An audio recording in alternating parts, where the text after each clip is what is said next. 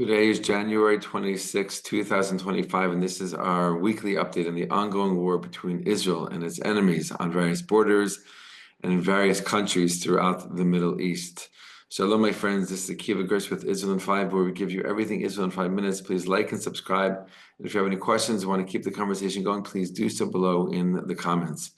Yesterday was a very powerful and emotional day here in Israel as we witnessed with great joy and celebration the return home of 4 female hostages who were kept in Hamas captivity in the Gaza Strip for over 15 months. These 4 females were soldiers captured from a military base, Nachal Oz, on October 7th, 2023, in the early morning hours, literally taken from the base by Hamas terrorists still in their pajamas. This base, Nachal Oz, was flooded with Hamas terrorists on October 7th, and dozens of soldiers and civilians were killed that day on the base, and many were taken hostage as well. These 4 female soldiers served in an observation unit, working with the various surveillance cameras that line the Gaza Strip, collecting information, collecting intelligence, and passing it forward to various commanders and officers above them in their unit. These were young girls, innocent girls on a base, trying to do something good for their country when they were taken from their base, from their lives, from their families. And it was with great joy and celebration that we saw the reunification, the reuniting of their families with their daughters yesterday. An incredible source of joy and celebration. And we're waiting for the return of all the rest of the hostages, hopefully very soon. Of course, this return of the hostages comes also with great pain for Israelis, as Israel in this deal is obligated to release many hundreds and hundreds of Palestinian prisoners, including terrorists with blood on their hands, in exchange for these 4 soldiers. So it is both a period right now in Israel, tremendous joy and celebration as we see the return home, finally, of these hostages, and a source of great pain, seeing terrorists who should have been in jail for the rest of their lives be free and go back to normal everyday living. In conjunction with this hostage deal, there have been a couple of points on which Hamas has not fulfilled its obligations and its promises. Another female civilian was supposed to be released yesterday and was not. And as a result, Israel is stopping the movement of Palestinians in the Gaza Strip back to their homes in the northern part of the Gaza Strip until she is freed. Hamas did hand over evidence yesterday, later in the day, that this civilian, Arbel Yehud, is alive and will be released next week in the next phase of this hostage release. But until then, Israel is refusing to allow Palestinians to move northward in the Gaza Strip from the places where they've been residing temporarily back to their towns and villages and cities where they lived permanently. In addition, Hamas was supposed to release a list of the status of all the hostages who were part of this exchange in this first phase. 33 of them total, 7 so far have been released. They have not done that as well, also breaking their obligation in this deal. And Israel is acting and reacting accordingly. As you probably know, the Bibas family has still not been released, and there's still no clear word as to their status as well.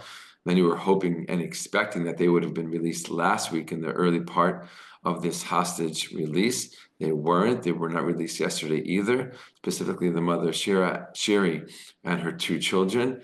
And there's great fears that might mean that they are no longer alive. We don't have any clear evidence as to whether they are alive or not, but many people are getting more and more worried about their status. Hopefully, we will be finding that out very soon. In addition to the hostage release, there is the news in Lebanon. The ceasefire between Israel and Hezbollah is set to come to an end today. And the reality on the ground there is that it might not last. We will see, and we will update you once we know and once we hear. But the reality is, and the chances are that the ceasefire might not hold because Hezbollah has not left all positions that they were meant to leave. And the Lebanese army has not entered those positions that they were meant to enter according to the terms of the ceasefire once Hezbollah did leave those areas and locations. And as a result, Israeli forces, troops are still on the ground because they can't leave because it is not yet safe and secure to leave. So still a big question mark in terms of that ceasefire deal. When we know, we will update you as well. We'll see what happens on that front. Another expanding front in this ongoing conflict and war is Judea and Samaria. Now, Israeli forces have been working and carrying out missions in Judea and Samaria throughout this war, really doing an incredible, phenomenal job of preventing that front from exploding into another massive front. But the truth is that Israeli soldiers have been working and executing in those areas, Judea and Samaria, for years and years and years. Literally hunting down terrorists, taking them out of their beds, literally in the middle of the night, doing very, very daring and potentially dangerous missions in order to secure the safety of Israelis living in that area and Israelis throughout the state of Israel. But this is now an expanding front as Israel releases Palestinian prisoners into those areas of Judea and Samaria, and understanding for sure that this cannot become another front. Currently, as we speak, there is an ongoing mission in the Palestinian city of Jenin in northern Samaria. And from what we're hearing, we should expect to see more and more expansion of military missions and operations in the area of Judea and Samaria over the next days, weeks, and even months in order to prevent that from exploding into another front.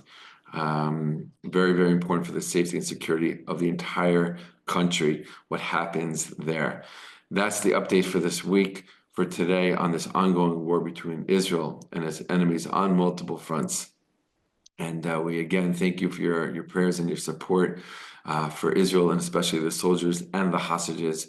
And we're praying for their safety, the safety of the soldiers, the safety of the hostages, and the quick release and return home of the remaining hostages. Shalom, my friends. All the best, and be well.